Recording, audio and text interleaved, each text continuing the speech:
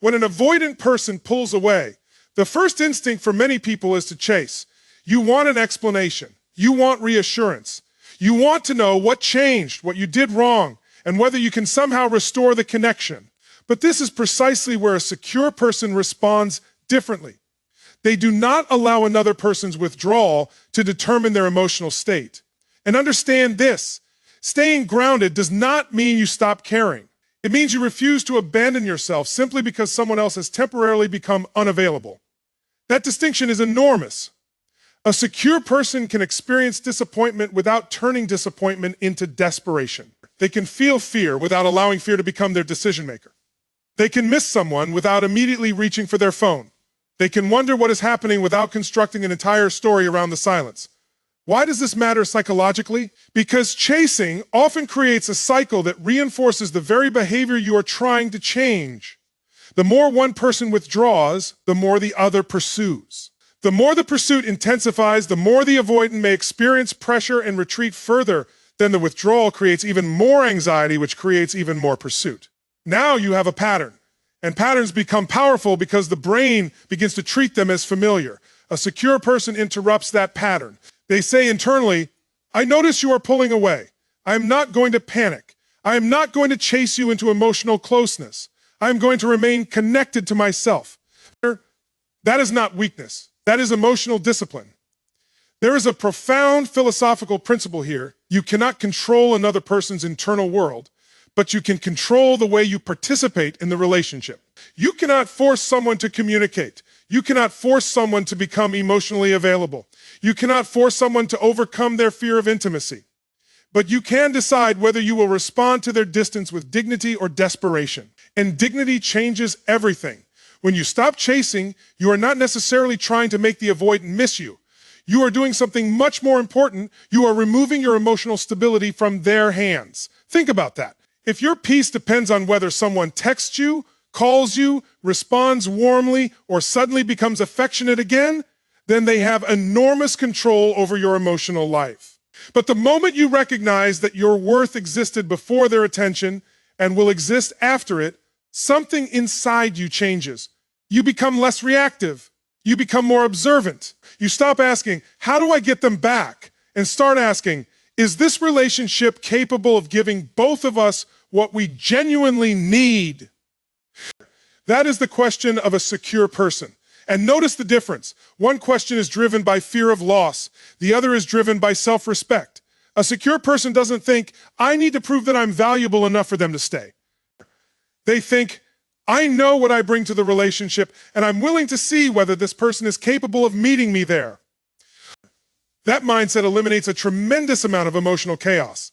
It also creates room for reality. When you stop chasing, you finally get to observe what the other person does without your constant intervention. Do they come back and communicate? Do they acknowledge the distance? Do they attempt to repair the connection? Do they become more consistent? Or do they continue disappearing whenever intimacy increases? You cannot accurately evaluate someone's behavior while constantly trying to control the outcome. Sometimes, the most powerful response is simply to stop interfering with the evidence.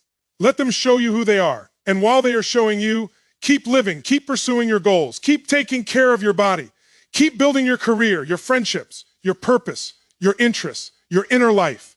Don't put your existence on pause, waiting for someone else to decide how close they want to be. Because secure love is not, I need you so badly that I will lose myself to keep you. Secure love says, I want you, I value you, and I am willing to build something meaningful with you. But I will not betray myself to make it happen. So that is the foundation for everything that follows. When you can remain grounded while someone else pulls away, you stop reacting from fear and start responding from strength. Never chase someone at the cost of losing yourself. Your peace is not the price of love. And once you have learned not to chase, the next question becomes even more important. What do you do with the space that follows? Because giving someone space can be healthy, but there is a dangerous misunderstanding here. Some people create distance and call it boundaries when, in reality, they are trying to punish the other person. They disappear, hoping the avoidant will panic. They post things designed to provoke jealousy.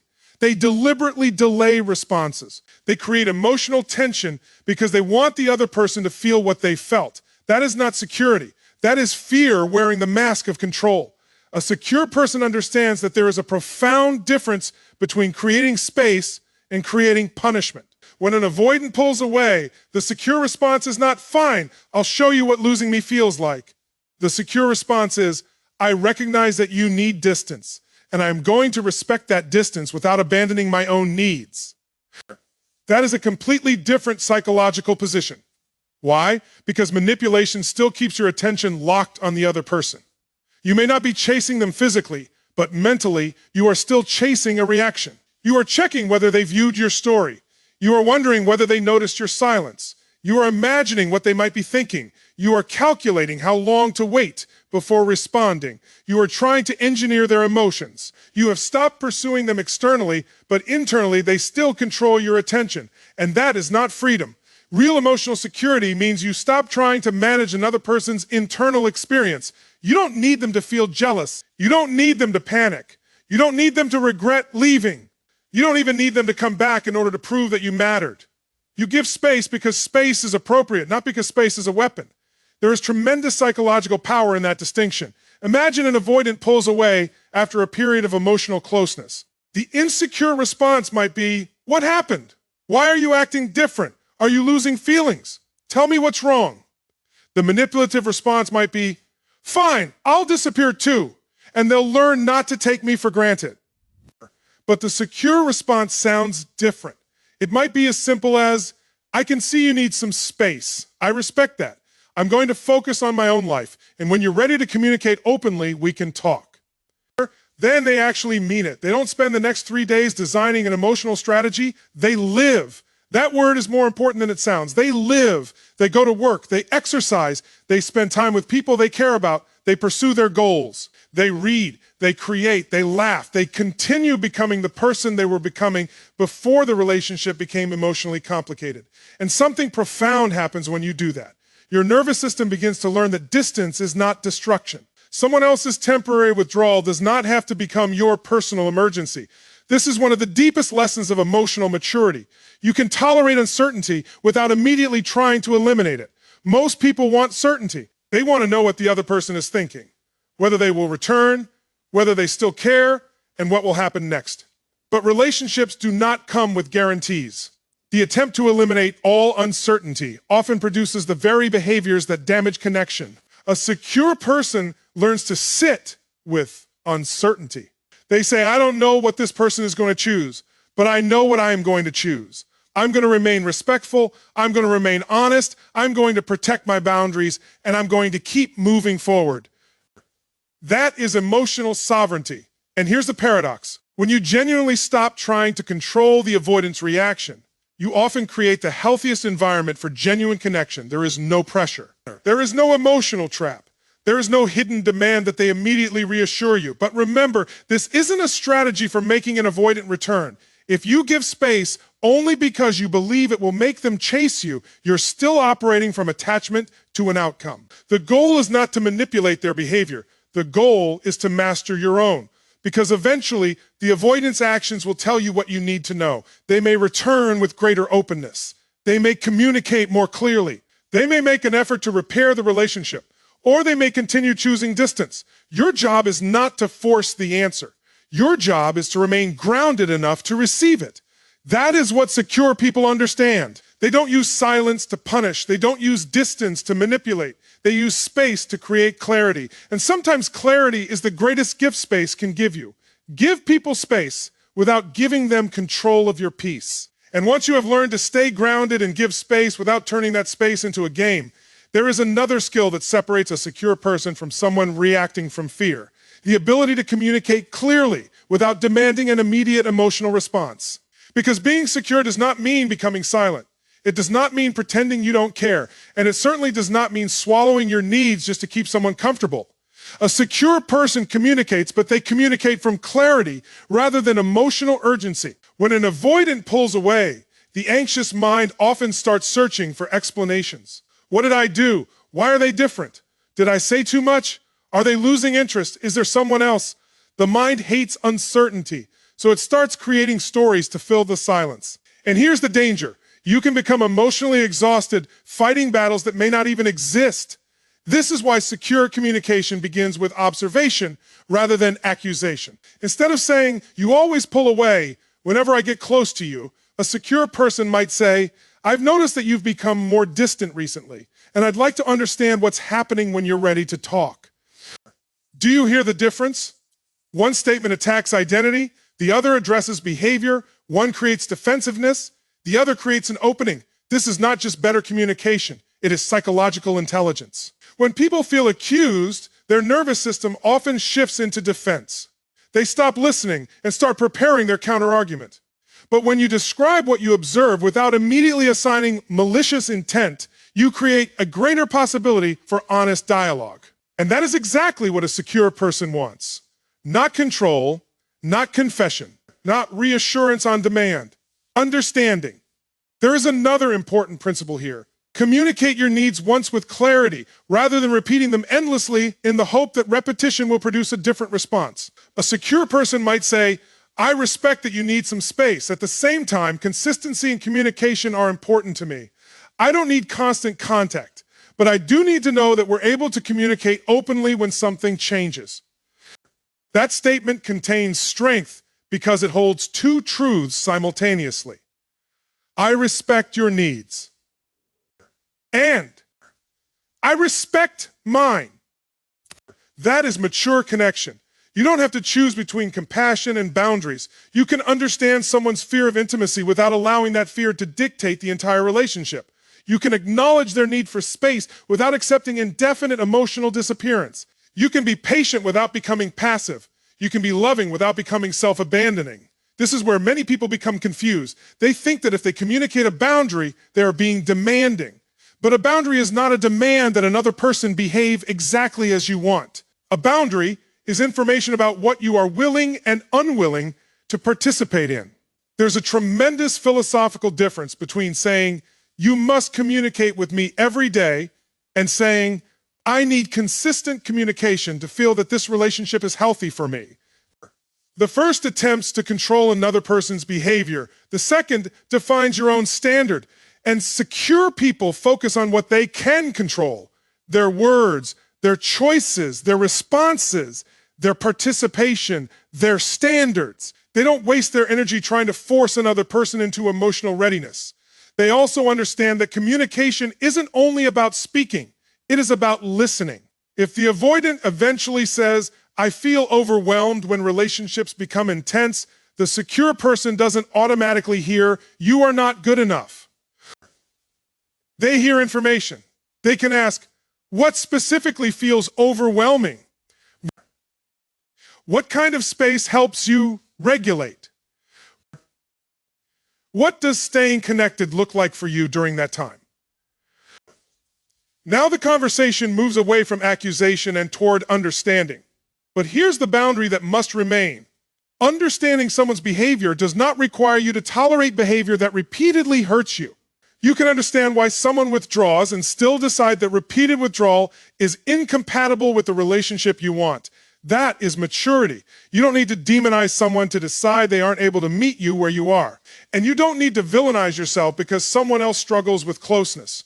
Sometimes the most secure sentence you can say is simply, "I care about you and I'm willing to communicate, but I cannot build a healthy relationship through confusion and silence." Then you stop arguing, you stop proving, you stop explaining yourself into exhaustion. You allow their response or their lack of response to provide information. Because communication is not successful simply because you said the right words. It is successful when both people are willing to participate. So when an avoidant pulls away, don't turn the silence into a courtroom where you prosecute yourself or them. Speak with honesty. Listen with curiosity. State your needs without apology. And then watch what happens. Speak your truth clearly. Then let their actions reveal theirs.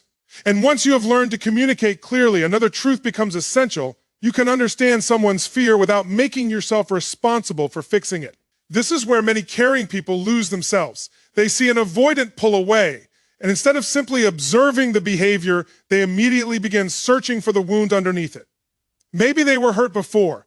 Maybe intimacy scares them. Maybe they learned early in life that depending on people was dangerous. Maybe closeness activates something inside them that they don't know how to manage. And perhaps some of that is true. But understanding the reason behind someone's behavior does not automatically make you responsible for changing it. That's a critical distinction. Compassion says, I understand that you're struggling. Self-abandonment says, because you're struggling, I must sacrifice myself until you become better. Those are not the same thing. A secure person can have tremendous empathy without taking ownership of another person's emotional development. They don't become a therapist, rescuer, parent, or emotional regulator inside the relationship. They don't think, if I just love them more patiently, communicate perfectly, never ask for too much, and give them unlimited space, eventually I'll heal their fear of intimacy. That sounds loving, but underneath it can be a dangerous belief. I must become perfect enough to make this person feel safe. And no human being can carry that responsibility. You cannot love someone into emotional maturity. You cannot communicate someone into self-awareness. You cannot provide enough reassurance to permanently eliminate another person's fear. At some point, they have to participate in their own growth. This is one of the deepest principles of healthy relationships. Support is not the same as rescue. Support says, I'll walk beside you. Rescue says, I'll carry you. And when you carry someone emotionally for too long, resentment eventually enters the relationship. You begin thinking, after everything I've done for you, why can't you just change? But the other person never agreed to the transformation you silently expected them to make. That's why secure people make responsibility explicit. They can say, I understand that closeness may feel overwhelming for you. I don't want to pressure you, but I also need a relationship where communication and emotional availability are possible. Notice what happened there. There is compassion without surrender. There is understanding without self-neglect. There is patience without unlimited tolerance. That's what emotional strength looks like. And here's something else worth recognizing. Sometimes we become obsessed with explaining another person's behavior because understanding them feels safer than accepting reality. Think about that. If you can find the perfect explanation for why someone keeps withdrawing, you may convince yourself that the relationship is still salvageable. They're not rejecting me. They're just scared. They don't mean to hurt me. They're just overwhelmed. Wow! They'll become different once they feel safe. Maybe, but maybe not. And secure people don't build their lives around potential. They pay attention to reality. If someone is struggling, they can have compassion for the struggle, but they also observe whether that person is taking responsibility for it. Are they acknowledging their patterns? Are they communicating? Are they making an effort to change? Are they willing to have difficult conversations? Are they seeking appropriate help when necessary? Are their actions gradually becoming more consistent? Those questions matter far more than the story you tell yourself about what they might become. Because love without responsibility can become chaos, and responsibility without compassion can become cruelty. You need both. The secure person says, I don't need to judge you for your wounds, but I also don't need to volunteer to be wounded by them repeatedly. That's a powerful boundary. It means you can care deeply and still walk away if the relationship continues to damage your emotional well-being. It means you can forgive someone without giving them unlimited access to you. It means you can understand someone's past without allowing their past to become your future. And perhaps most importantly, it means you stop confusing patience with waiting indefinitely. Patience has direction. You are allowing space for growth while observing whether growth is actually happening. Waiting without evidence becomes self-deception. So when an avoidant pulls away, don't immediately ask, how can I fix them? Ask a better question. What responsibility are they taking for their own behavior? Because that question brings you back to reality. You can offer love, you can offer understanding, you can offer communication, you can offer space, but you cannot do another person's inner work for them. And the moment you understand that, you stop carrying a burden that was never yours to carry. Love can support someone's healing, but it can never substitute for their willingness to heal themselves. And once you understand that you are not responsible for healing another person's fears, you gain the clarity to examine something even more important, what their behavior is actually telling you. Because when an avoidant pulls away and eventually comes back, many people become so relieved by the return that they stop paying attention to the pattern. The person says, I missed you. They become affectionate. They promise things will be different. And suddenly all the pain, confusion, and inconsistency that came before gets erased. But a secure person doesn't measure a relationship by its most emotional moments. They measure it by its patterns. This is one of the most important shifts you can make in your thinking. Don't become addicted to potential. Don't become hypnotized by promises. Don't let one beautiful conversation outweigh months of inconsistent behavior. Watch what happens repeatedly, because anyone can say the right thing in a moment of emotion. Real character reveals itself through repetition. If someone says, I care about you, then disappears whenever intimacy increases, the words matter, but the pattern matters more. If someone says, I don't want to lose you, but repeatedly refuses to communicate, the statement may be emotionally sincere, but sincerity alone does not create a healthy relationship. A secure person doesn't necessarily accuse them of lying. They simply observe. That's a very powerful position. You don't have to argue with someone's words when their behavior is giving you information. You don't have to convince them that they're inconsistent. You don't have to build a courtroom case. You can simply ask yourself, what keeps happening? That question cuts through fantasy, because the human mind has a tendency called confirmation bias. Once we desperately want a particular outcome, we start collecting evidence that supports it while minimizing evidence that contradicts it. If you want an avoidant to love you, you may interpret every small gesture as proof that they're secretly ready for commitment. They text you after 2 weeks. They can't live without me. They show affection once. They're finally opening up. Right? They become distant again. They're just scared because their feelings are so strong. Do you see what happens? You can create an explanation for almost anything when you're emotionally invested in an outcome. Security means you don't need to do that. You let the evidence speak. If they come back, observe how they come back. Do they take responsibility for disappearing? Do they acknowledge how their withdrawal affected the relationship? Do they communicate what they need? Do they show a willingness to change the pattern? Do they become more consistent over time? Or do they simply return because they miss the emotional comfort, receive reassurance, and then disappear again when closeness becomes uncomfortable? Those are completely different situations. And this is where secure people become extremely difficult to manipulate, not because they are cold, but because they are attentive. They don't punish. They don't obsess. They don't assume. They observe. That is emotional intelligence. And observation gives you something desperation never can: accurate information. Think about how different your decisions become when you stop asking, how do I make this person stay? And start asking, what does their repeated behavior tell me about their current capacity for a relationship? Now you aren't evaluating their worth as a human being. You're evaluating compatibility. Someone can be a wonderful person and still be incapable of giving you the relationship you need. That's not necessarily a villain story. It's reality. A secure person doesn't need to demonize an avoidant to justify their boundaries. They can say, I understand why you struggle with intimacy, and I still recognize that repeated emotional withdrawal doesn't work for me. That's maturity. And here's the most important part. Patterns can change, but change requires evidence. Not promises, not potential, not one emotional conversation at 2 a.m. Evidence, consistent behavior, repeated effort, accountability, communication, repair, over time. That is what earns trust back. So if an avoidant returns, don't automatically slam the door, but don't immediately throw the door wide open either. Slow down, observe, let time reveal whether the behavior is different. You don't need to punish them for their past. You simply don't need to pretend the past never happened. And if the pattern continues, believe what you're seeing. Because sometimes the greatest act of self-respect isn't discovering why someone behaves the way they do. It's accepting what their behavior means for you. You don't need perfect certainty to make a healthy decision. You need enough clarity to stop arguing with reality. Don't let promises define the relationship.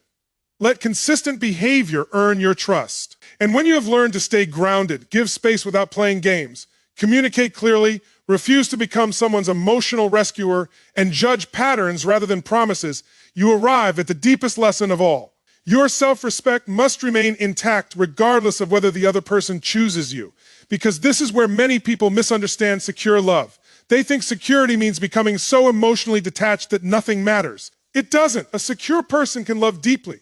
They can miss someone. They can hope for reconciliation. They can feel disappointed when someone pulls away. They can want the relationship to work. The difference is that they don't make another person's decision the foundation of their identity. They don't wake up thinking, if this person loves me, I'm valuable. And they don't collapse into, if this person leaves me, I must not have been enough. That is the trap. Your worth cannot be placed on a relationship scoreboard. If someone chooses you, that does not make you worthy. If someone rejects you, that does not make you worthless. Your value existed before the relationship, during the relationship, and after the relationship. That is not just a motivational statement.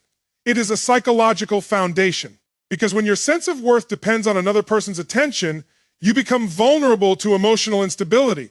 Their text can elevate you. Their silence can destroy you. Their affection can make you feel powerful. Their withdrawal can make you question everything about yourself. Now another person's nervous system has become the remote control for yours.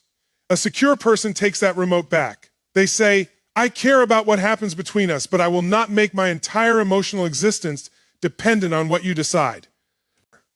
That mindset creates a different kind of relationship. You are no longer negotiating from fear. You're not saying, please don't leave me and I'll accept anything. You're saying, I want you here, but I need a relationship where both people are willing to participate. That distinction is enormous because sometimes the strongest thing you can do when an avoidant pulls away is not convince them to stay. It is to remain fully yourself. Keep your routines, keep your purpose, keep your friendships, or keep developing, keep building, keep becoming. Don't turn your life into a waiting room. Your relationship should be part of your life, not the replacement for your life. And this is where self-respect becomes practical rather than theoretical. Suppose the avoidant returns. A secure person can welcome the conversation without immediately surrendering their standards. They can say, I'm glad we're talking. I care about you. But I also want to understand what we're going to do differently this time. That's not punishment. That's accountability. You are not saying, prove that you deserve me. You're saying, if we're going to rebuild trust, let's create something healthier than what we had before. And if the person refuses, you don't have to chase. You don't have to threaten. You don't have to create jealousy. You don't have to write a 10-page explanation of why they are making a mistake. You accept the information. Because self-respect sometimes means allowing someone to make a decision you desperately wish they wouldn't make. That's painful. But it is also liberating. You cannot force someone to recognize your value. You can only decide whether you will recognize it yourself. And here's the paradox. When you stop needing someone to choose you, you become much more capable of choosing wisely. Now you can ask better questions. Does this relationship bring out the best in me? Is there mutual effort? Can we communicate when things become difficult? Do I feel respected? Can we repair after conflict? Is there consistency? Am I becoming more peaceful or more anxious? Those questions move you away from obsession and toward wisdom. Because love is not simply about intensity. Intensity can come from uncertainty. Intensity can come from fear. Intensity can come from intermittent reinforcement, the powerful psychological cycle created when affection appears unpredictably. Secure love asks for something deeper: consistency, trust, respect, emotional safety, mutual responsibility. So, if an avoidant pulls away, remember what your real objective is. Not to make them panic, not to make them chase, not to prove that they made the wrong decision. Your objective is to remain so connected to yourself that whatever happens next, you do not lose your center. If they return ready to build something healthier, you can meet them with openness. If they remain unavailable, you can walk forward without destroying yourself. Either way, you win something more important than their attention. You keep yourself, and that is the ultimate expression of secure love. You can open your heart without